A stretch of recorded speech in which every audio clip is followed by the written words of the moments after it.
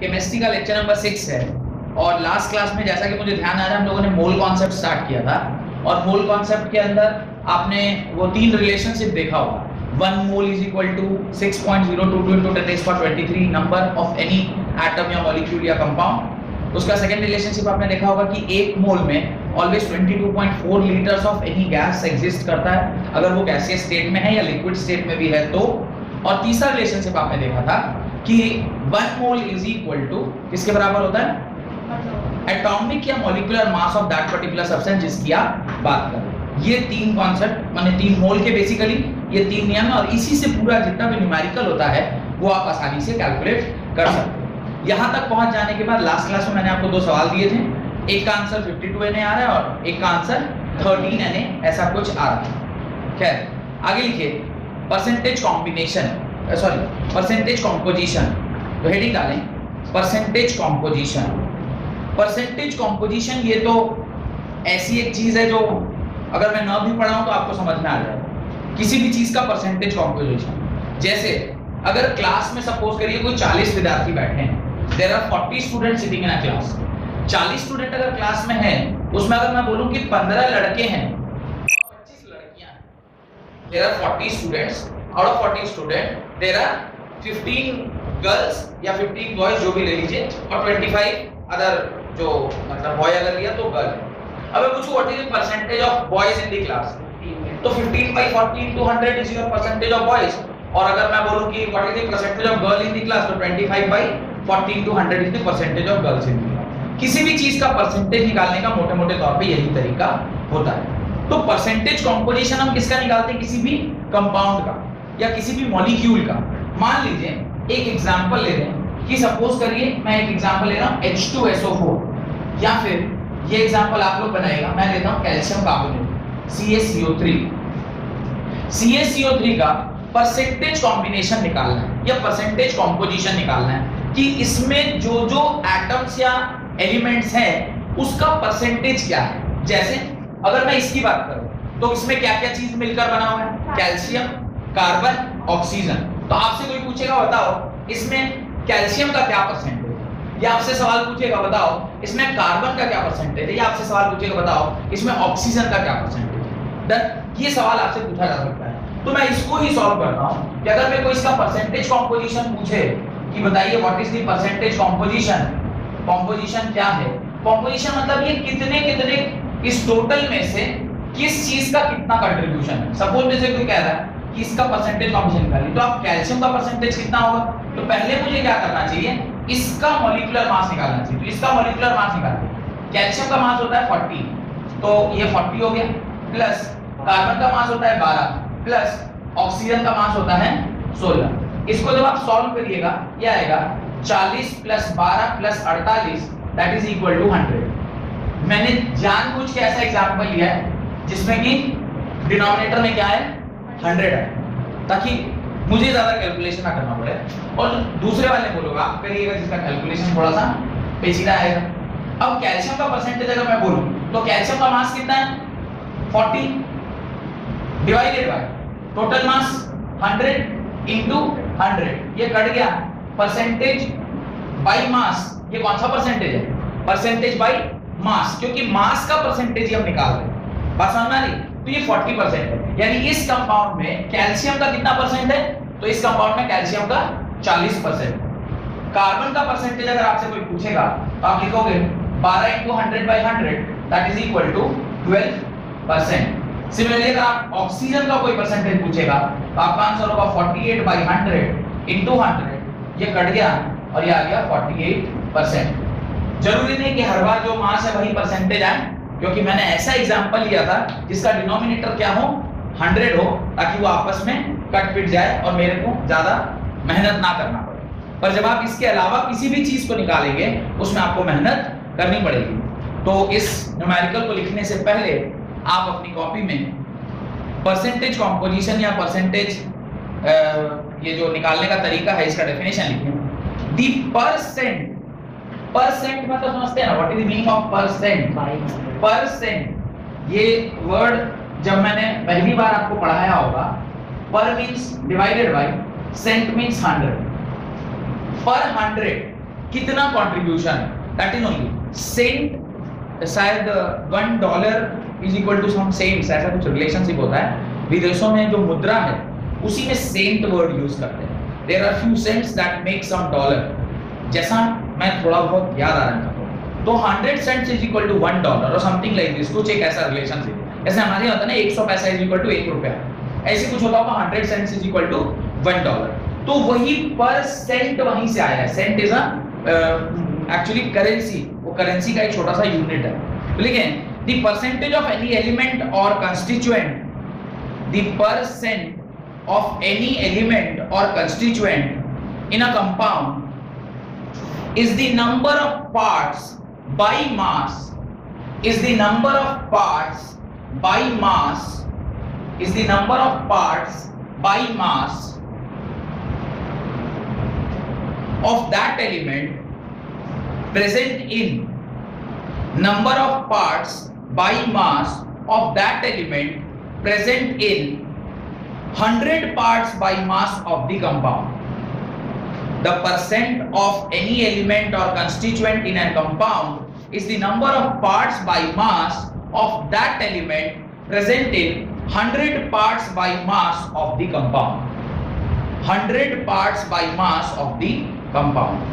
और उसके नीचे आप फॉर्मूला लिखें परसेंटेज ऑफ एलिमेंट, उसके नीचे आप फॉर्मूला लिखें percentage of element, percentage of element is equal to mass of element in that compound, mass of element, mass of element in that compound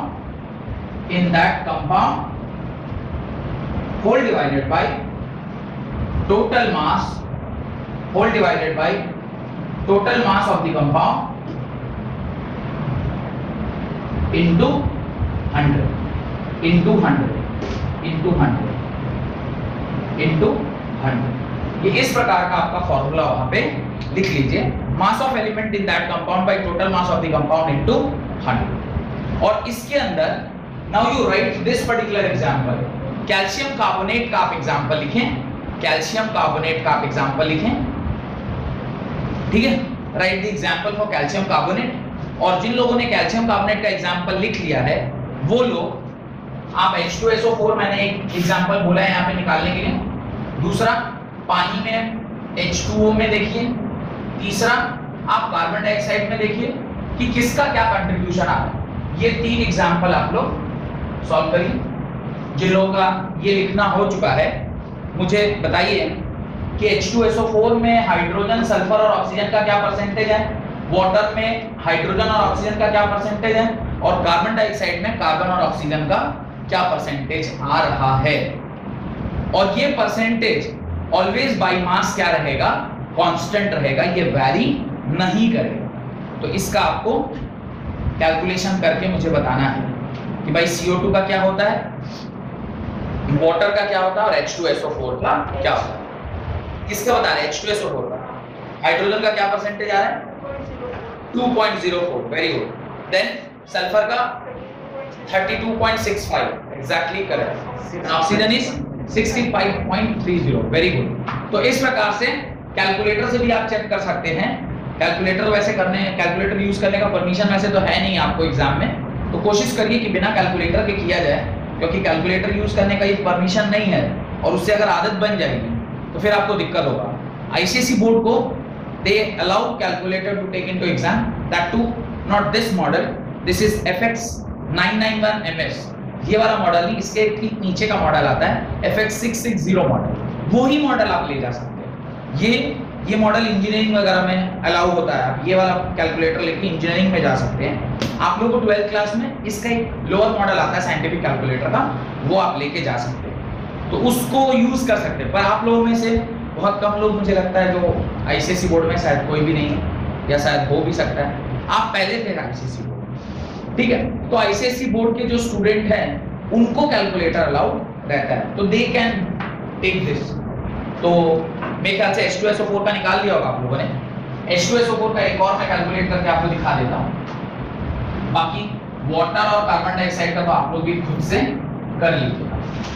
water और कार्बन डाइऑक्साइड का तो आप भी खुद से कर लीजिए, ठीक है। देखिए व्हाट H2SO4 का मैं निकाला। H2SO4 को जब आप कैलकुलेट करेंगे 2 into 1 plus 1 into 32 plus 4 into 16, इसको जोड़िएगा 2 plus 32 plus 64, ये 98 के बराबर आता है। अब हाइड्रोजन का परसेंटेज अगर मेरे को लिखना है मैं लिखूंगा 2 डिवाइडेड बाय 98 into 100। सिमिलरली मैं सल्फर का परसेंटेज अगर मुझे निकालना है तो मैं लिखूंगा 32 डिवाइडेड बाय 98 into 100। और अगर ऑक्सीजन का परसेंटेज मुझे निकालना है तो मैं लिखूंगा 64 डिवाइडेड बाय 98 into 100। इसको सॉल्व करिएगा ये आएगा 2.04, इसको सॉल्व करिएगा ये आएगा 65.30, और इसको सॉल्व करिएगा तो वो आता है 32.65। इस प्रकार से ये इसके क्या हो गए परसेंटेज। बाकी जो और जो बचा हुआ है उसको आप अपने घर से करके आइए। डन, कोई दिक्कत? हेडिंग डालिए एम्पेरिकल फॉर्मूला। वाटर और कार्बन डाइऑक्साइड घर से कर लीजिएगा, राइट। एम्पेरिकल फॉर्मूला जगह छोड़ लें आप, उसके नीचे लिखें एम्पेरिकल फॉर्मूला। सरल है, इसमें कोई बहुत ज्यादा रॉकेट साइंस है नहीं, भाई खाली डिवाइड देके 100 से मल्टीप्लाई करना है तो मेरे ख्याल से हाँ कोई बहुत ज्यादा उसमें मेहनत वाला काम नहीं है, घर पर भी किया जा सकता है। कार्बन का परसेंटेज आ रहा है 27.27, ऑक्सीजन का परसेंटेज आ रहा है 72.72, वेयरएज वाटर में H का परसेंटेज आ रहा है 11.11 और ऑक्सीजन का परसेंटेज आ रहा है 88.89। हेडिंग डालें एम्पेरिकल फॉर्मूला। अब देखिए व्हाट इज एम्पेरिकल फॉर्मूला। किसी भी कंपाउंड का जो सबसे सिंपलेस्ट फॉर्मूला बन सकता है that is only known as empirical formula, जहां पर जो आपने एलिमेंट्स उस कंपाउंड के फॉर्मेशन में लिया है वो हमेशा क्या रहे, सिंपलेस्ट होल नंबर रेशियो में। एक एग्जांपल दूंगा, उससे आपको ज्यादा क्लैरिटी आएगी कि मैं क्या कहना चाह रहा हूं और किसे मैं एम्पेरिकल फॉर्मूला बोलता हूं। देखिए कोई एक एग्जांपल ले लीजिए, जैसे मैं एक एग्जांपल लेता हूं, सपोज करिए आप वो C6H12 आप वैसे पढ़े हो ना, एल्केन, एल्कीन, एल्काइन, मैंने क्लास 10th में आपको पढ़ाया था। वो एल्केन के बारे में आपने क्या पढ़ा था? एल्केन का जनरल फॉर्मूला क्या होता है? CnH2n+2। एल्कीन का जनरल फॉर्मूला क्या होता है? CnH2n। और एल्काइन का जनरल फॉर्मूला क्या होता है? CnH2n-2। खैर मैं इस फॉर्मूले को ले रहा हूं, आप C6H12 लिख सकते हैं। और C6H12 जो है ये अगर सिंपलेस्ट होल नंबर रेशियो में लिखिएगा तो क्या लिखिएगा? CH2 लिखिएगा। क्यों? ऐसे ये एक बार में दो बार में कट गया, ये क्या बन गया? CH2। जब आप इस तरह के कंपाउंड को छोटा करके ऐसे में लिख रहे हैं और इसके बाहर आप क्या डाल देते हैं? N डाल देते हैं। ये तो मैंने ऐसा घेर दिया, इसको आप CH2 लिख के और इसके बाहर आपने N डाल दिया, तो ये क्या हो गया? This is it's empirical formula. और इसको जब आप 6 बार मल्टीप्लाई करेंगे तो ये आ जाएगा। इसके सामने अगर CH2 के सामने आप 6 लिख दीजिएगा, ये क्या बन जाएगा? C6H12।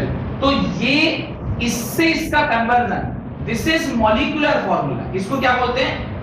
मॉलिक्यूलर फॉर्मूला बोलते हैं। और इसी मॉलिक्यूलर फॉर्मूला को जब सिंपलेस्ट होल नंबर रेशियो में लिखते हैं कंपाउंड्स के एलिमेंट्स के बीच में, तो उसको क्या बोलते हैं? Empirical formula. इसी को क्या बोलते हैं? Empirical formula. और ये n हमें डिसाइड करना पड़ता है कि इसमें कितना मल्टीप्लाई करेंगे कि ये आ जाएगा। तो ये n का एक रिलेशनशिप पढ़ेंगे, that n leads a relationship between molecular formula and empirical formula, वो हम लोग देखेंगे। ठीक है, तो पहले आप डेफिनेशन लिखना स्टार्ट करिए। मेरे ख्याल से समझ में आ गया होगा कि आप एम्पेरिकल फॉर्मूला किसको लिखते हैं। जैसे कहीं अगर ऐसा लिखा हो Mg2SO4 whole twice, ये क्या लिखा हुआ? Mg2SO4 whole twice। आप ऐसा नहीं लिखते क्योंकि दोनों कट जाएगा और आपका फॉर्मूला क्या बनेगा?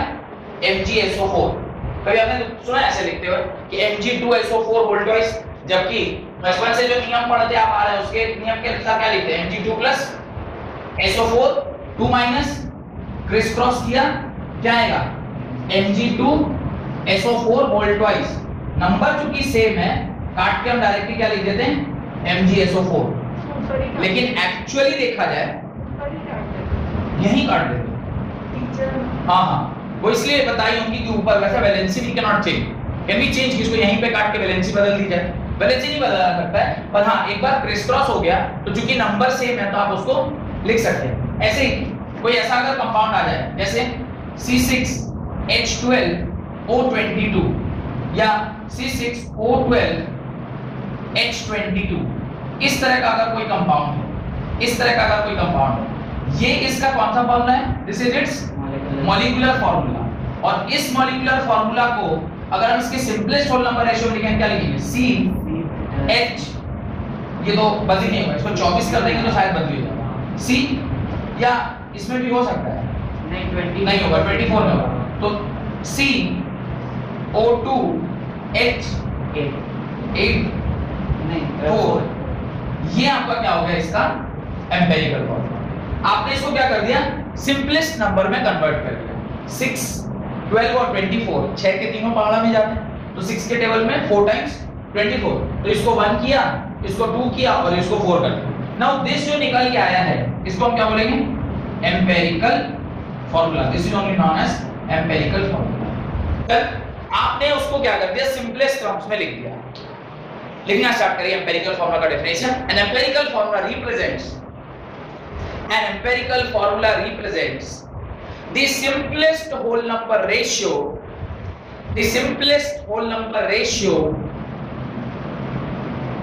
of various atoms present in a compound. The empirical formula represents the simplest whole number ratio of various atoms present in a compound. Full stop.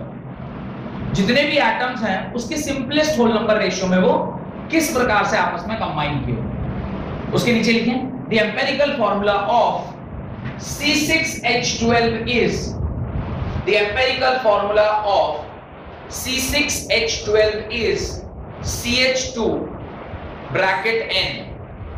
The empirical formula of C6H12 is CH2 bracket N, where C6H12 क्या है? Molecular formula है, और ये CH2 के power n क्या है? ये empirical formula है, और इसके बीच में एक रिलेशनशिप है उसको हम लोग लिखते हैं। उसके बाद आप उसके नीचे ये लिख लीजिएगा जो मैंने यहाँ लिखा है, ताकि आपको पता चले कि यहाँ से यहाँ कन्वर्ट होके कैसे आया एम्पिरिकल फॉर्मूला और जो मॉलिक्यूलर फॉर्मूला उसके बीच का रिलेशनशिप भी लिखते हैं। उसको लिखने से पहले आपको लिखना चाहिए मॉलिक्यूलर फॉर्मूला का डेफिनेशन। तो ये लिख लिया आपने, इसको लिख लीजिएगा और इसके नीचे लिखिए मॉलिक्यूलर फॉर्मूला। इसके नीचे लिखिए molecular formula, right. The molecular formula shows the exact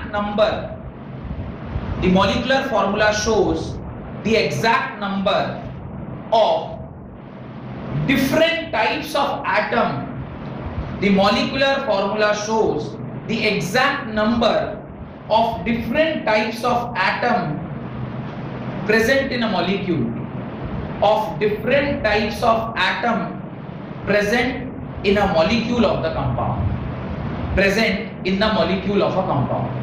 तो मॉलिक्यूलर फॉर्मूला क्या करता है? एग्जैक्ट नंबर बताता है कि कितने एलिमेंट ऑफ किसी एक एलिमेंट का कितना नंबर किसी दूसरे एलिमेंट के कितने नंबर के साथ एक्चुअली में कंबाइन किया।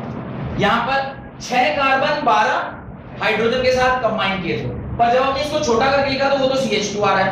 तो CH2 वो सबसे छोटी इकाई है जो उसके कॉम्बिनेशन का सबसे सिंपलेस्ट फॉर्म में जो कॉम्बिनेशन लिखा हुआ है, लेकिन जब उसको आप मल्टीप्लाई कर रहे हैं 6 से तो एक्चुअली उसका क्या बन रहा है? मॉलिक्यूलर फॉर्मूला बन रहा है। और इसके हिसाब से जब आप रिलेशनशिप देखेंगे तो n इज इक्वल टू क्या आएगा?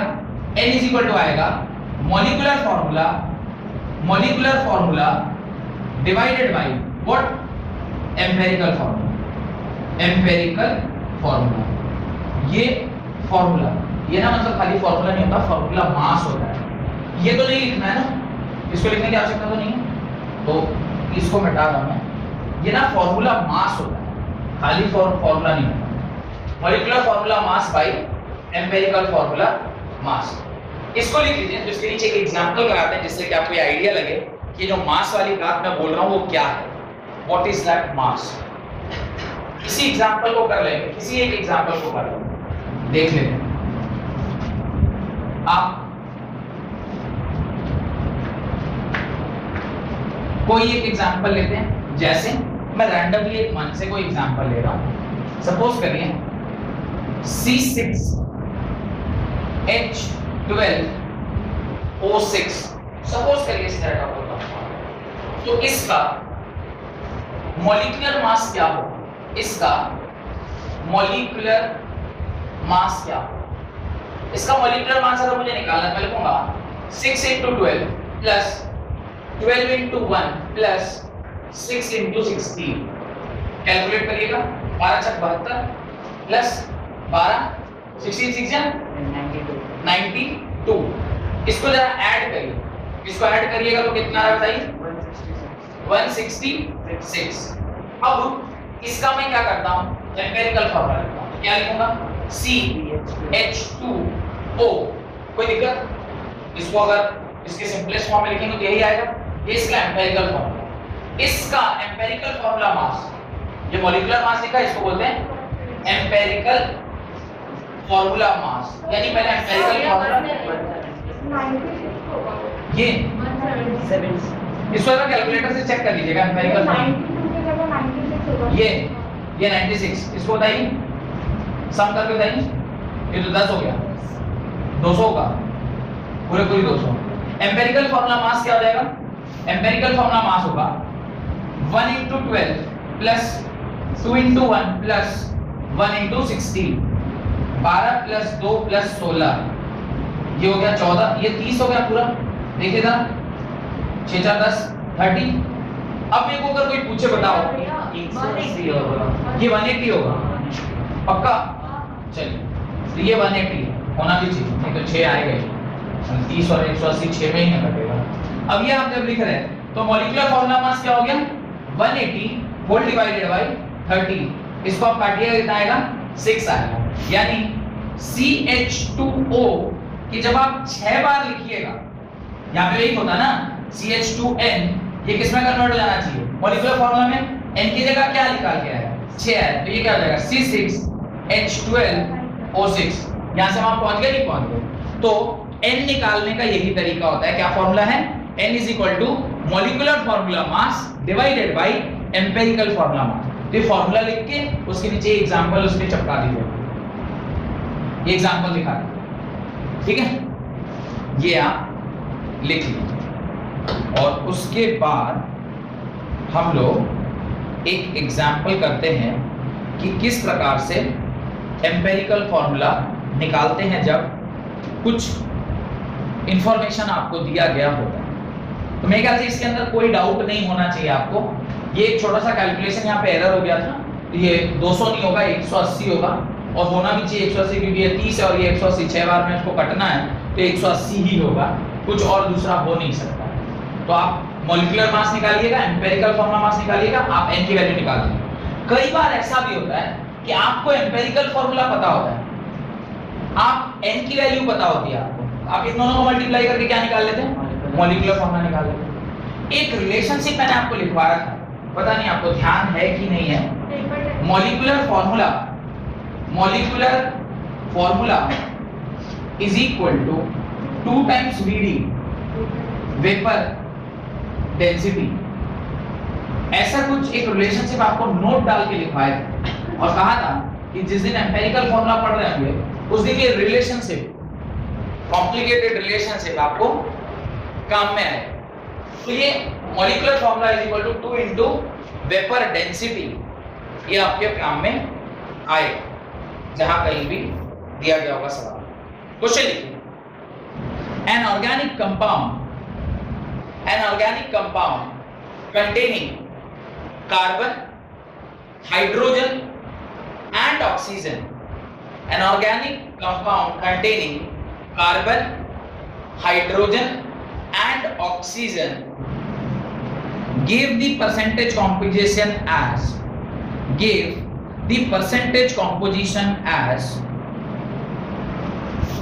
carbon is equal to 40.687%, carbon is equal to 40.687%, hydrogen is equal to 5.085%, hydrogen is equal to 5.085%, full stop.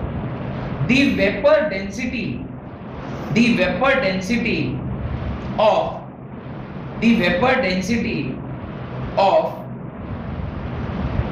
the compound is 59.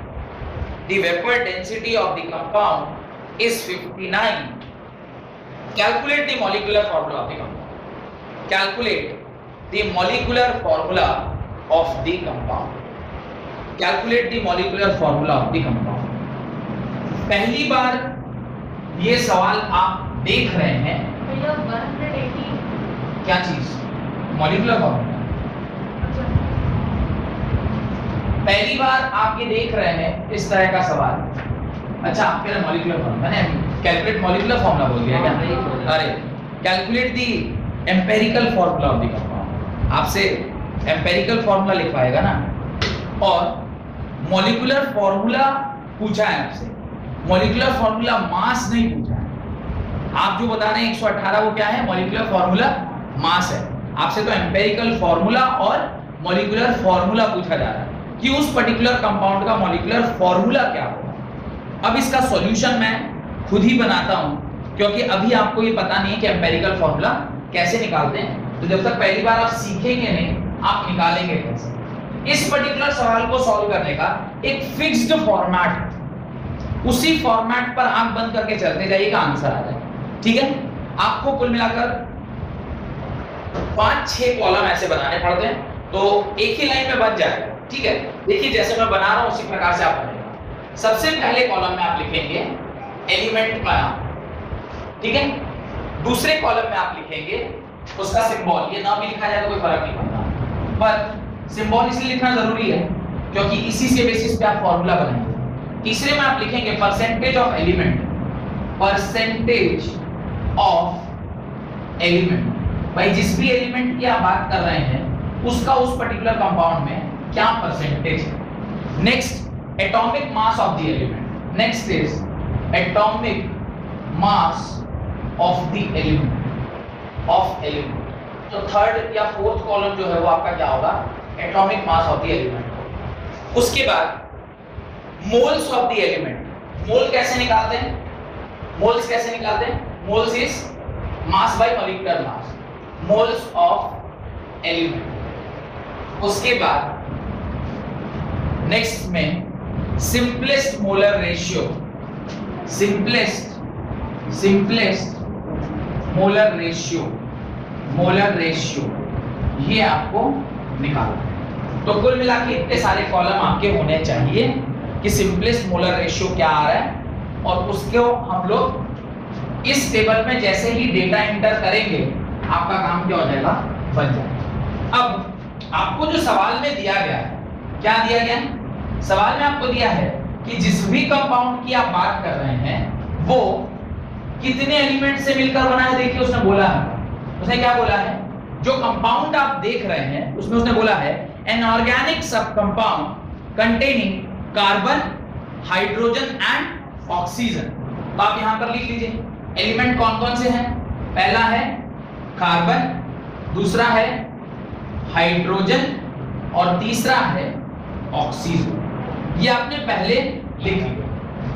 Carbon का जो सिंबल होता है वो होता है C, हाइड्रोजन का H और ऑक्सीजन का O। अब देखिए परसेंटेज ऑफ एलिमेंट, ये साइड डेटा आपको खुद से वो सवाल में दिया गया। क्या बोला है? उसने बोला है कि कार्बन का परसेंटेज 40 पॉइंट कितना है बताइए? 687%। हाइड्रोजन का उसने कितना बताया? 5.085। अब अगर मुझे ये दोनों पता है तो चूंकि 3 ही एलिमेंट से बना हुआ कंपाउंड है और किसी 2 का परसेंटेज मुझे पता है, तो क्या मैं तीसरे का परसेंटेज निकाल सकता हूं? तीसरा आएगा 54.228। 54.228 will be the percentage of oxygen। ये परसेंटेज आपको दिया हुआ नहीं था, आपने इसको क्या किया है? कैलकुलेट किया। अब atomic mass of the element, ये तो आपको पहले से पता होगा। कार्बन का कितना होगा? 12। हाइड्रोजन का कितना होगा? ऑक्सीजन का कितना होगा? 16। यहां तक का इंफॉर्मेशन आपको सवाल में ही दिया रहता है, सिर्फ उसको क्या करना है, आपको इस प्रकार से सजा लेना। अब मोल्स किसी भी एलिमेंट का निकालना है तो उसका फॉर्मूला होता है मास अपॉन मोलिकुलर मास। पता नहीं लिखवाया था कि नहीं लिखवाया था, अगर लिखवाया था तो वेरी गुड, अगर नहीं लिखवाया है तो आप लिख लीजिए मोल्स इज इक्वल टू, किसी भी चीज का जो मोल्स का फॉर्मूला होता है वो होता है उसका mass by it's molecular mass, bye it's molecular mass. अब ये मॉलिक्यूलर मास अगर एटम के लिए निकाल रहे हैं तो ये एटॉमिक मास होता है, ये ध्यान रखिएगा, ये फॉर्मूला आपको यूज करना है। अब मास तो हमको डायरेक्टली नहीं दिया गया है, पर मास की जगह में क्या दिया गया है, परसेंटेज दिया गया, ठीक है, तो मैं इन टर्म्स ऑफ परसेंटेज ही निकाल लेता हूं। तो इन टर्म्स ऑफ परसेंटेज जब लिखेंगे तो क्या लिखेंगे, कार्बन के लिए 40.687 डिवाइडेड बाय 12, इसको क्या लिखेंगे 5.085 बाय 1, और इसको क्या लिखेंगे 54.228 बाय 16। मुझे इन सब की वैल्यू जरा बताइए क्या है।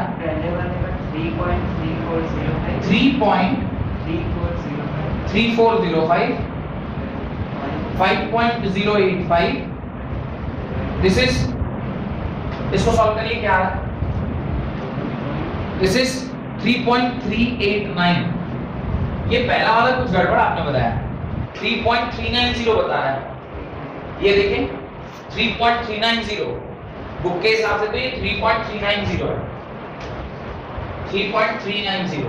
एक बार चेक कर लीजिए, अच्छा एक बार आप क्या चेक करिए, हाँ ये 9 और लास्ट वाला देखिए 54.228 डिवाइडेड बाय 16, 3.389, 3.389। अब यहां तक का कैलकुलेशन भी आपने कर लिया। अब मुझे बोला भाई सिंपलेस्ट मोलर रेशियो कैसे निकालते हैं, इनमें जो सबसे छोटा है उससे सबको डिवाइड कर, 390 and 389 approximately these two are same होंगे, तो ये दोनों तो सेम ही है, तो दोनों में से किसी एक को ले लीजिए। 3.390 बाय 3.390, 5.085 बाय 3.390 एंड 3.389 बाय 3.390। ये तो आ गया 1, ये आएगा 1.5 और ये भी आएगा 1, ये आएगा 1, ये आएगा 1.5, ये आएगा 1। आप कहेंगे 1.5 सर आप कितना तेज में कैसे लिख दिए, मैं देख लिया था उधर 1.5 आ रहा है उसको डिवाइड करके, तो अभी ये 1.5 आएगा, कैलकुलेटर से भी मैं चेक कर ले रहा हूं। 5.085 whole divided by 3.390 that is equal to exactly 1.5। एक बार आपने सिंपलर या सिंपलेस्ट मोलर रेशियो निकाल लिया, अब इसको आपको क्या लिखना है, फॉर्मूले में लिखना है। फॉर्मूले में लिखने से पहले एक काम करना चाहिए, क्या करना चाहिए पता है, इसको ना मैं 1.5 को can I write it as 3/2, इसमें 3/2 लिख सकता हूं। अब आपको कभी भी ध्यान है कि आपने कभी किसी फॉर्मूले को ऐसे लिखा हो C6H32/4 ऑक्सीजन 3, ऐसा कभी लिखा है, वो आप बताया, ये ऐसा तो नहीं लिख सकते। अगर ऐसा नहीं लिख सकते तो ये 3/2 को मेरे को किस में कन्वर्ट करना चाहिए, सिंपलेस्ट होल नंबर में। होल नंबर में कन्वर्ट करने के लिए मैं इसे किससे मल्टीप्लाई करूंगा, 2 से, तो इसको भी किससे मल्टीप्लाई करना होगा 2 से, और इसको भी किससे मल्टीप्लाई करना होगा 2 से, तो ये क्या हो जाएगा 2, ये क्या हो जाएगा 3, और ये क्या हो जाएगा 2, ये हो जाएगा 2 3 एंड 2। इसका क्या मतलब है, आपने जो एम्पिरिकल फॉर्मूला निकाला किसका, इस पूरे प्रोसेस से उस पर्टिकुलर कंपाउंड का, उसमें कार्बन के कितने एटम हैं 2, हाइड्रोजन के कितने एटम हैं 3, और ऑक्सीजन के कितने एटम हैं 2। इस प्रकार से आपने उस पर्टिकुलर कंपाउंड का एम्पिरिकल फॉर्मूला निकाला, ठीक। अब सिर्फ एम्पिरिकल फॉर्मूला निकालने से तो काम बनने वाला नहीं है, क्यों, क्योंकि आपको पूछा उसने मॉलिक्यूलर फॉर्मूला है, और मॉलिक्यूलर फॉर्मूला निकालने के लिए मॉलिक्यूलर फॉर्मूला मास या एम्पिरिकल फॉर्मूला मास पता होना चाहिए, क्यों, क्योंकि n इज इक्वल टू क्या फॉर्मूला होता है, molecular formula mass divided by empirical formula मास। आप तो मॉलिक्यूलर फॉर्मूला निकालने के लिए क्या करेंगे, n से मल्टीप्लाई करना पड़ेगा, n की वैल्यू हमें नहीं मालूम। अगर n की वैल्यू हमें नहीं मालूम तो आप मॉलिक्यूलर फॉर्मूला जो लिखेंगे उसको आप ऐसे लिखेंगे ना, इसके बाहर में क्या होना चाहिए n, मॉलिक्यूलर फॉर्मूला जब लिख रहे होंगे तो n की वैल्यू मेरे को क्या करनी पड़ेगी, पता करनी पड़ेगी। इसके लिए n का फॉर्मूला आप लिखिए, क्या लिखते हैं, n होता है मॉलिक्यूलर, अभी थोड़ी देर पहले लिखा है, molecular formula mass by empirical formula mass, empirical formula मास, ये आपको पता होना चाहिए। अब जरा सवाल की तरफ ध्यान से देखिए, क्या आपको मॉलिक्यूलर फॉर्मूला मास निकालने का कोई रिलेशनशिप दिया हुआ, दिया है उसने, molecular formula is equal to 2 times vapour density, कोई वेपर डेंसिटी का डायरेक्ट वो आइडिया है क्या, सवाल में देखिए लिखा है उसने, the vapour density of the compound is 59। तो आप वहां से मॉलिक्यूलर फॉर्मूला मास जब निकालेंगे, यानी molecular formula mass is equal to होगा 2 into Vt के बराबर, यानी 2 into 59 के बराबर, और ये कितना आएगा 118। तो आपने n निकालने के लिए ऊपर वाला 118 तो निकाल लिया। एम्पिरिकल फॉर्मूला मास कैसे निकलेगा, इस फॉर्मूले से आप एम्पिरिकल फॉर्मूला मास निकालोगे, एम्पिरिकल फॉर्मूला मास निकालोगे तो कैसे निकालोगे, 2 टाइम्स कार्बन यानी 2 into 12 plus 3 times hydrogen that is 3 into 1 plus oxygen 2 times oxygen that is 2 into 16। इसको सॉल्व करिएगा, आएगा 24 प्लस 3 प्लस 32, इसको सॉल्व करिएगा, ये आएगा 59। तो आपको एम्पिरिकल फॉर्मूला मास भी निकल गया। एम्पिरिकल फॉर्मूला मास आप कहां पुट कर दोगे, आप एम्पिरिकल फॉर्मूला मास पुट कर दोगे यहां पे। इसको जब आप सॉल्व करोगे तो ये कितना आ रहा है 2, यानी n की वैल्यू क्या हो गई 2 हो गई। अब अगर इस n की जगह पे आप क्या रख दोगे 2 रख दोगे, तो जो भी आएगा वो उस पर्टिकुलर कंपाउंड का क्या होगा, मॉलिक्यूलर फॉर्मूला। तो मॉलिक्यूलर फॉर्मूला जब आप लिखेंगे तो आप क्या लिखेंगे, molecular formula is equal to C2H3O2 whole twice, और इसको लिखेंगे C4H6O4, और ये आपका क्या होगा आंसर होगा। इस प्रकार से किसी भी कंपाउंड का इस टेबल की मदद से और जो स्टेप्स मैंने आपको सिखाए हैं, आप उसका क्या निकाल सकते हैं, मॉलिक्यूलर फॉर्मूला निकाल सकते हैं। डन, बहुत ही सरल तरीका है। एक बार ये स्टैंडर्ड प्रोसीजर आपको क्या होना चाहिए, पता होना चाहिए, ठीक है। इसको अगर आपको पता, एक बार कोई बता दे कि हाँ यार इसी स्टेप से निकालते हैं, फिर तो आप आसानी से निकाल लो। अगला सवाल जो आपको करना है, राइट, अगला सवाल जो आपको खुद से करना है उसको जरा लिखिए और उसको इधर ही सॉल्व करना है ताकि आप प्रैक्टिस भी कर पाओ। लिखिए, यहां तक सबका आ गया, C4H6O4 तक, right. A compound on analysis was found to contain, a compound on analysis was found to contain carbon is equal to 34.6%, carbon is equal to 34.6%, a compound on analysis was found to contain carbon is equal to 34.6%, hydrogen is equal to 3.85%, and oxygen is equal to 61.55%. Carbon is equal to 34.6%, hydrogen is equal to 3.85%, and oxygen is equal to 61.55%. The molecular formula of the compound is 104. The molecular formula of the compound is 104. Find the value of n. Find the value of n.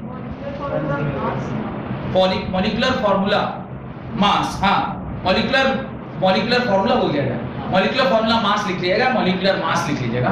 Molecular mass of the compound is 104। Find the value of n।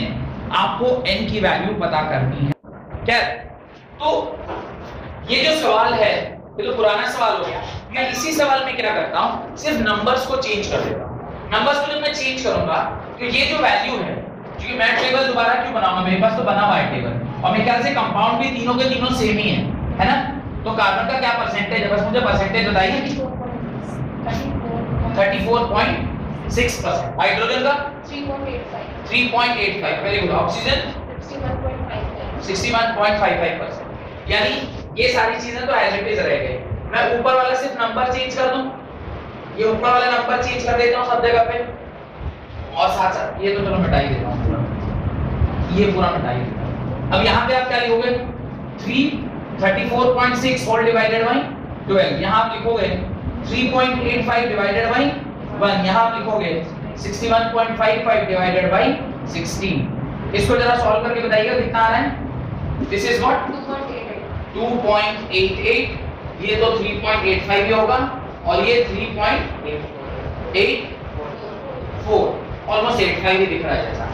अब इसमें से जो सबसे छोटा था उसके साथ आपने इसको क्या कर दिया, डिवाइड दे दिया। तो यहाँ पे आपका क्या आ गया 2.88 होल डिवाइडेड बाई 2.88, तो ये तो क्या हो गया 1 हो गया। ये 3.85 होल डिवाइडेड बाई 2.88 जब आप कर रहे हैं तो ये 1.33 आना चाहिए, और ये भी 3.84 होल डिवाइडेड बाई 2.88 कर रहे हैं तो ये भी 1.33 आना चाहिए। ये तो 1 है, ये 4/3 है और ये 4/3 है।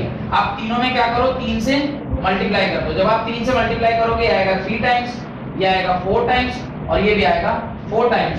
तो जो आपका एम्पिरिकल फार्मूला अभी बनेगा, जो आपका एम्पिरिकल फार्मूला अभी बनेगा वो क्या होगा, एम्पिरिकल फार्मूला बनेगा C3H4O4। आपसे उसने बोला है कि n की वैल्यू निकाल के दिखाओ। तो इस वाले सवाल में आपको डेंसिटी वगैरह तो नहीं दिया गया है, लेकिन एम्पिरिकल फार्मूला अगर मुझे पता चल गया तो क्या मैं एम्पिरिकल फार्मूला मास निकाल सकता हूं।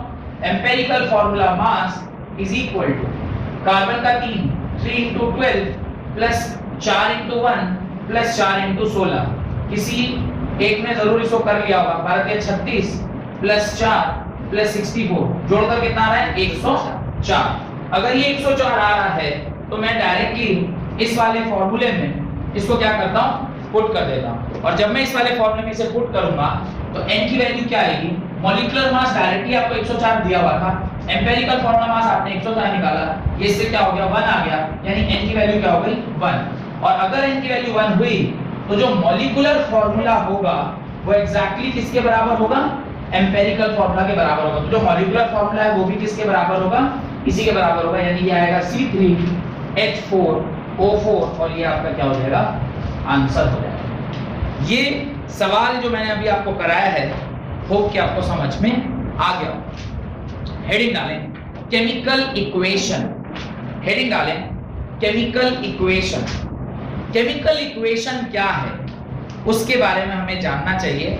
What is a chemical equation. आपका असाइनमेंट क्या है मैंने आपको बता दिया है, 5 सवाल एनसीईआरटी की किताब से या जो भी रेफरेंस बुक आप यूज कर रहे हैं वहां से आपको एम्पिरिकल फार्मूला के ऊपर 5 सवाल क्या करना है खुद से सॉल्व करके, और मुझे उसका जो पीडीएफ बना के भेजना है। जो लोग ऑनलाइन पढ़ रहे हैं वो लोग आइदर कमेंट सेक्शन में और फिर मेरा व्हाट्सएप नंबर 7050111000 के ऊपर भेज सकते हैं।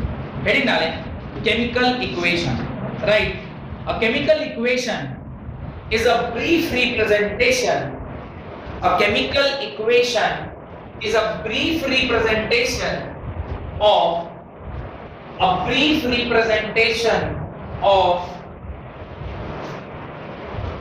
a chemical change in terms of symbol and formulae. In terms of symbol and formulae. In terms of symbol and formulae. A chemical equation is a brief representation of a chemical change in terms of symbol or formula या formulae. Formulae मतलब ज़्यादा plural form में उसको फॉर्मूले नहीं, या singular form में फॉर्मूले, प्लूरल फॉर्म में फॉर्मूले of substance involved in it, of substance involved in it. तो एक केमिकल इक्वेशन क्या है, it is just the kind of representation कि एक फलाना चेंज यहां से वहां हुई है, उसको हम सिंबल और फॉर्मूले के टर्म्स में, और फॉर्मूला बनता है इन टर्म्स ऑफ मॉलिक्यूल और कंपाउंड। तो मॉलिक्यूल या कंपाउंड के टर्म्स में जब आप किसी चीज को रिप्रेजेंट करते हैं और उसको इक्वेशन की तरीके से लिखते हैं, इक्वेशन यहां कहीं भी लिख रहे हैं तो वहां एक LHS होगा और दूसरा RHS होगा। तो जो हम LHS में रखते हैं यानी लेफ्ट हैंड साइड पर रखते हैं उसको बोलते हैं रिएक्टेंट, और जो राइट साइड में रखते हैं उसको क्या बोलते हैं प्रोडक्ट। क्योंकि A + B अगर आपको C दे रहा है तो A भी क्या है रिएक्टेंट है और C क्या है प्रोडक्ट है। वैसे ही जैसे कि मैं और प्रीति और उसके बाद आया तेजस, A plus B react with नहीं, react at, then C मिलता है. Tejas, a chemical equation is a brief representation of chemical change in terms of symbol and formulae of substance involved in it. Full stop. The substance which react upon themselves, the substance which react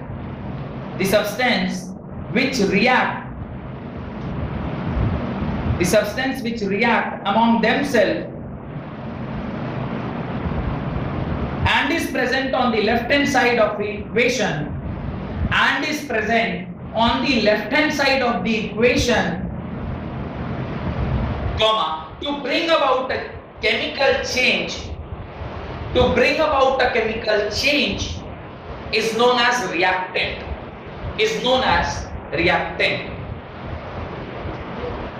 The substance which react upon themselves and is present on the left hand side of a equation to bring about a chemical change is known as reactant. तो देखा जाए तो ये reactant का definition भी है.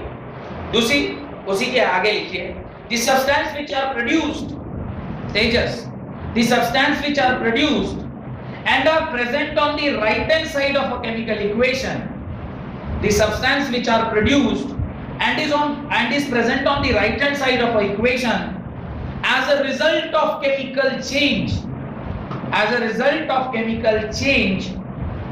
is known as product, और reactant और प्रोडक्ट के बीच में जो फासला होता है उसको हम लोग एरो से दिखाते हैं. तो जो आप लेफ्ट हैंड साइड पर लिख रहे हैं उसको रिएक्टेंट, और जो राइट हैंड साइड पर मिल रहा है, प्रोड्यूस हो रहा है, that is known as product. और इन दोनों को आप सेपरेट करते हैं with the help of a arrow. तो उसके नीचे आप लिख दें this is your left hand side, this is your left hand side. तो लेफ्ट हैंड साइड पर जो आपने रिप्रेजेंट किया that is known as reactant, और राइट हैंड साइड पर जो मिला आपको that is called as product. Left में रिएक्टेंट और राइट में प्रोडक्ट. लिख लिया? ये लिख लीजिएगा उसके नीचे symbolically as well as statement में भी लिख लीजिएगा. Reactant and product are separated by an arrow. रिएक्टेंट एंड प्रोडक्ट are separated by an arrow. इसी आउट ऑफ खुल रहा है. सी आउट ऑफ खुल रहा है. सी आउट ऑफ खुल रहा है. पता तो खुला तो हुआ है. नहीं, गेट तो हमेशा ही खुला रहता है. नहीं, ऐसे भी ऑर्डर सब. हाँ नहीं, वो ऑनलाइन तो सभी खुले. यहाँ पर खुलेगा लाइक द मोमेंट ये आ जाए, क्या बोलते हैं उसको, लॉकडाउन वगैरह कुछ जो है सब खुल जाता है. क्या तो ये आपने लिख लिया है. उसके बाद लिखें characteristic of a chemical equation. अब किसी भी केमिकल इक्वेशन की एक अपनी कैरेक्टरिस्टिक्स होती है. कैरेक्टरिस्टिक्स का क्या मतलब होता है उसको हम लोग समझते हैं. What is the characteristics? Characteristics क्या है? वो रिएक्शन, मतलब जो इक्वेशन या जो ये प्रोसेस हो रहा है जहां पर कुछ आप रिएक्टेंट लेते हैं और वो प्रोडक्ट को कन्वर्ट हो रहा है, इसकी अपनी एक कुछ इंपॉर्टेंट प्रॉपर्टीज है. वो प्रॉपर्टीज क्या क्या है लिखें. It must be consistent with experimental fact. It must be consistent with experimental fact. मतलब आप रिएक्टेंट से प्रोडक्ट जो लिख रहे हैं, लिखने को तो मैं ये भी लिख दूं कि X when react with Y will give Z. हो सकता है कि ये रिएक्शन फिजिबल ना हो, ये रिएक्शन फिजिबल ना हो, पर लिखने को तो मैं कुछ भी लिख सकता हूं. तो ये आपको चेक करना होगा एक्सपेरिमेंटली कि whether this reactant and product are in line with the experimental fact or not. Because जब कभी भी कोई रिएक्शन आप लिखते हैं तो उसमें फिजिबिलिटी का बहुत ख्याल रखा है. फिजिबिलिटी मतलब whether the reaction is spontaneous or it is non-spontaneous. What do you mean by spontaneity of a reaction? Spontaneity का मतलब होता है खुद से, spontaneous. स्पॉन्टेनियस का मतलब होता है खुद से, और नॉन स्पॉन्टेनियस का मतलब होता है जबरदस्ती। जबरदस्ती वर्ड का मतलब तो समझते हैं क्या है? खुद से और जबरदस्ती का मैं छोटा सा एक उदाहरण देता हूं। आपका यहां तक आना पढ़ने के लिए कुछ लोगों के लिए खुद से होगा और कुछ लोगों के लिए जबरदस्ती। जबरदस्ती इन सेंस पापा चूंकि बोले हैं, फीस दिया जा चुका है, उल्टा कुछ ऐसा भी होगा कि मेरी इच्छा है कि मैं जाके सर से पढ़ूं। ऐसा अगर है तो पढ़ने में अच्छा लग रहा होगा, क्योंकि आप खुद से आ रहे हैं, अपनी इच्छा से आ रहे हैं, स्पॉन्टेनियस। और नॉन स्पॉन्टेनियस टाइम हुआ, मम्मी का आवाज है, अरे उठो, सुबह जाओ, जाके क्लास अटेंड करो। ओके, आपकी मम्मी बोली जाओ जाके क्लास अटेंड करो, अभी नहीं, फिर वही टकलू का मुंह देखो। वो जो आपने अंदर से आपकी आवाज आई मेरे प्रति, दैट इज नॉन स्पॉन्टेनियस। मेरी कोशिश ये रहती है कि नॉन स्पॉन्टेनियसली बच्चा को यहां पर ना बुलाए। क्लास ऐसा हो कि आप हर दिन ये सोचते कि आज जब हम क्लास जाएंगे तो वहां कुछ मेरे को सीखने को। ऐसी इच्छा से जब आप बैठिएगा, ऑब्वियसली आपको मजा आएगा। जैसे मेरे को पढ़ाने में आ रहा है, आपको पढ़ने में आएगा। अगर ऐसी इच्छा से आ रहे हैं, ऐसी इच्छा से अगर आप आए तो मेरा पढ़ाना फिर सार्थक नहीं है। जबरदस्ती क्या पढ़ाना है ना? बात समझ में आ रहा? अच्छा, ये बाल को देख कैसे, ठीक। अभी देखिए, तो ये x प्लस वाई अगर z है, लिखने को तो मैं कुछ भी लिख दूं, ये x प्लस वाई का राम और ये मिलकर कुछ तीसरा थोड़ा होगा, पीएचडी का लड़का और नर्सरी की लड़की, कुछ थोड़ी होगा। फिजिबिलिटी भी होना चाहिए। Feasibility is very much required. Spontaneous के साथ साथ फिजिबिलिटी, स्पॉन्टेनिटी तो हमेशा रहती है, फिजिबिलिटी चेक करना होगा कि फिजिबल है कि नहीं। That feasibility has to take care of. तो x प्लस वाई आपको क्या दे रहा है? z दे रहा है। यहाँ पे आप एक्सपेरिमेंटल फैक्ट चेक करेंगे कि ये वेदर होगा। अच्छा, एक चीज वैसे तो आगे चल के पढ़ना है, पर ध्यान रखिएगा, एक वर्ड मैं हमेशा से याद दिला दे रहा हूं, क्योंकि अभी से लेके जब तक 12th क्लास आप केमिस्ट्री पढ़ रहे हैं, ये वर्ड मैं शायद आपको कितनी बार बोलूंगा मेरे को भी नहीं पता, कि जब कभी भी कोई स्पॉन्टेनियस रिएक्शन होती है उसका गिब्स फ्री एनर्जी नेगेटिव होना चाहिए। बस ये लाइन याद रखिएगा। अगर कोई स्पॉन्टेनियस रिएक्शन है तो उसका गिब्स फ्री एनर्जी क्या होना चाहिए? नेगेटिव होना चाहिए। मतलब सिर्फ एक लाइन याद रख लीजिए, थर्मोडायनामिक्स चैप्टर में इसको हम लोग पूरे डिटेल में पढ़ेंगे। बस ये लाइन याद रखिएगा कि जब कभी भी कोई फीजिबल रिएक्शन या फिर स्पॉन्टेनियस रिएक्शन है तो उसकी डेल्टा जी क्या होनी चाहिए? नेगेटिव होनी चाहिए। सिस्टम से एनर्जी रिलीज होना चाहिए, स्टेबिलिटी की ओर जाना चाहिए। ये सब बताए होंगे ना कि कोई भी चीज रिएक्शन जो होती है उसका जो मेन एम है वो स्टेबिलिटी है, और स्टेबिलिटी आदमी तब होता है जब उसमें से एनर्जी निकलती है। वो बोलते हैं ना, जो फल लगा हुआ पेड़ होता है वो हमेशा झुका हुआ रहता है, उसको आप डांट भी दीजिएगा ना तो वो ठीक है, कोई जाओ। ये जो उसकी एप्टीट्यूड है वो कहां से आया? ज्ञान से आया। कि उसे आप उलझने की कोशिश करेगा, बोलेगा कहां मैं बेकार की बातों कर रहा हूं, मैं तो अब निर्वाणा मोक्ष प्राप्ति के रास्ते पे निकल चुका। तो वो ज्ञानी आदमी होता है वो हमेशा झुका हुआ होता है। झुका हुआ इन द सेंस उसकी एनर्जी हमेशा ग्राउंडेड रहती है, जमीन से जुड़ा हुआ रहता है। वैसे केस में आपकी एनर्जी जब तक कम नहीं होगी, आप ग्राउंडेड कैसे होगी? एनर्जी कम होने का मतलब होता है डेल्टा जी क्या होना चाहिए? नेगेटिव होना चाहिए। याद रखिएगा बस ये लाइन कि डेल्टा जी क्या होना चाहिए? नेगेटिव। दुनिया में कोई भी अगर स्पॉन्टेनियस रिएक्शन है तो उसका डेल्टा जी क्या होगा? नेगेटिव। और अगर उसका डेल्टा जी नेगेटिव नहीं है तो वो रिएक्शन आप लिखने को लिख दे पर वो स्पॉन्टेनियस नहीं हो सकता। ठीक है, सेकंड लिखें, it should be molecular in nature.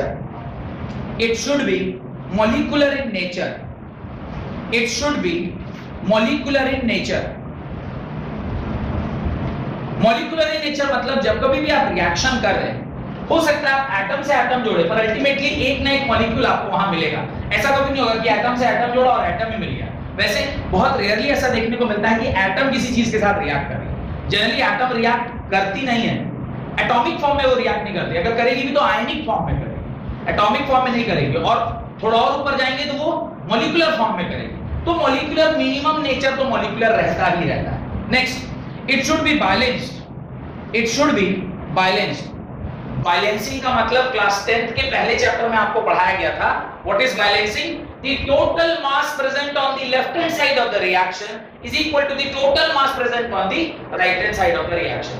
और ये कैसे आया था? By the law of conservation of mass, कि जितना भी एटम्स आपने लेफ्ट हैंड साइड पे लिया है उसका mass must be equal to the जितना एटम आपने राइट हैंड साइड पे आया उसका मास बराबर होना चाहिए। क्यों?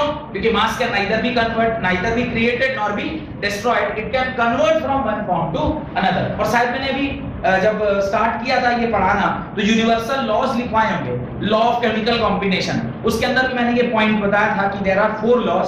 उसके अंदर पहला लॉ जो था वो शायद यही था, लॉ ऑफ कंजर्वेशन ऑफ मास के बारे में। तो ये आपको ध्यान रखना है। तो तीसरा जो पॉइंट है, it should be balanced, that is it follows law of conservation of mass, it follows law of conservation of mass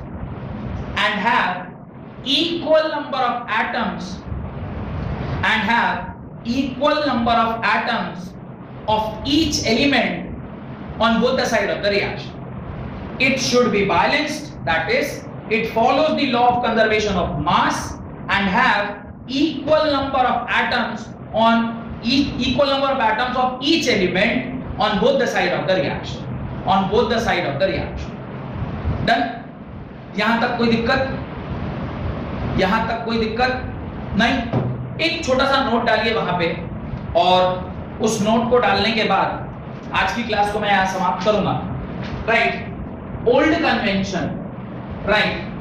convention, मैंने आपको एसटीपी के बारे में जानकारी दी होगी। एसटीपी का फुल फॉर्म भी लिखवाया है, क्या लिखवाया ना? Standard temperature and pressure. अब इसका ओल्ड कन्वेंशन और न्यू कन्वेंशन क्या है, ओल्ड कन्वेंशन क्या था और न्यू कन्वेंशन क्या है, ये आपको जानकारी होना चाहिए। ओल्ड कन्वेंशन क्या कहता है? ओल्ड कन्वेंशन कहता है कि स्टैंडर्ड टेम्परेचर एंड प्रेशर में जो आपका टेम्परेचर है वो कितना होता है? 273 केल्विन। ये तो फिक्स है। टेम्परेचर किसके बराबर?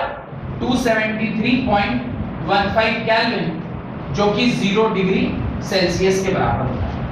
टेम्परेचर के बाद जो प्रेशर है वो 1 atm होता है, और जो वॉल्यूम है वो 22.4 LTR। यही मैंने आपसे पढ़ाया भी था। क्या पढ़ाया था? 1 mole is equal to 22.4 litre. इसके नीचे आप लिखें न्यू कन्वेंशन, एसटीपी। आप लिखें new convention, that is STP. और एसटीपी में जब आप लिखेंगे न्यू कन्वेंशन के अंदर जब आप लिखेंगे तो न्यू कन्वेंशन क्या कहती है? टेम्परेचर अभी भी उतना ही रहने वाला है, that is T is equal to 273.15 kelvin और 0 डिग्री सेल्सियस। जो प्रेशर आपने लिखा था दैट वाज 1 atm, पर जो नया कन्वेंशन कहता है वो कहता है प्रेशर जो है वो 1.0135 into 10⁵ बार यूज करेंगे। 1.0135 into 10⁵ बार, और इसी को हम लोग अप्रोक्सीमेटली इक्वल टू 10⁵ पास्कल बोलते हैं। और जो वॉल्यूम है वो 22.7 LTR है। नया जो कन्वेंशन है उसके हिसाब से ये 22.7 लीटर्स है। अब मेरे मन में एक डाउट आना चाहिए, मास्टर जब ये गलत था तो तुम पढ़ाया क्यों? ये वाला तुम क्यों पढ़ाए? ये इसलिए पढ़ाए क्योंकि ये वाला जो कन्वेंशन है ये यूज होता था आइडियल गैसेस के। किसके लिए? आइडियल गैसेस के लिए। जब रियल गैस इक्वेशन नहीं आई थी गैसियस स्टेट में, हम लोग रियल गैस इक्वेशन पढ़ेंगे, आइडियल गैस इक्वेशन पढ़ेंगे, और उसके बाद फिर उसको चेंज करके रियल गैस में कन्वर्ट करेंगे। आइडियल गैस इक्वेशन क्या है? जो गैसेस आइडियल बिहेवियर शो करें। आइडियल बिहेवियर शो करना मतलब उसका वॉल्यूम नेग्लिजिबल, और कुछ पूरा चैप्टर ही पढ़ना है आपको तो गैसियस स्टेट, तो उसके अंदर तो बहुत डिटेल में पढ़ा। तो जहां पर आइडियल गैस था वहां पे 22.4 लीटर आ रहा था। द मोमेंट हमने इसको किस में बदला? रियल गैस में बदला। ये रियल गैस की इक्वेशन है, तो जब रियल गैस कर रहे हैं तो उसके अंदर उसकी वॉल्यूम थोड़ी सी क्या हो गई, बढ़ गई, और जो प्रेशर था वो हमने एटीएम में ना लेके किस में लिया, पास्कल में लिया, because pascal is the SI unit of pressure और टेम्परेचर तो केल्विन में है। ये जो चेंज आया वो आइडियल गैस और रियल गैस की वजह से आया है। ये कन्वेंशन यूज करना है। तो अब के बाद जब आप नया कन्वेंशन से डालेंगे तो अगर आइडियल गैस के लिए लिख रहे हैं तो ये कन्वेंशन यूज करिएगा, और अगर रियल गैस के लिए लिख रहे हैं तो ये कन्वेंशन यूज करना है। तो you should be very clear कि आप किसके लिए उसको यूज कर रहे हैं। अगर वो रियल गैस के लिए है तो you have to use this convention, if it is for ideal gas you have to use this convention. Heading डालिए balancing of a chemical equation, balancing of a chemical equation, balancing of a chemical equation. कोई दिक्कत? यहां तक समझ में आ गया होगा। बहुत बहुत धन्यवाद आज की क्लास में।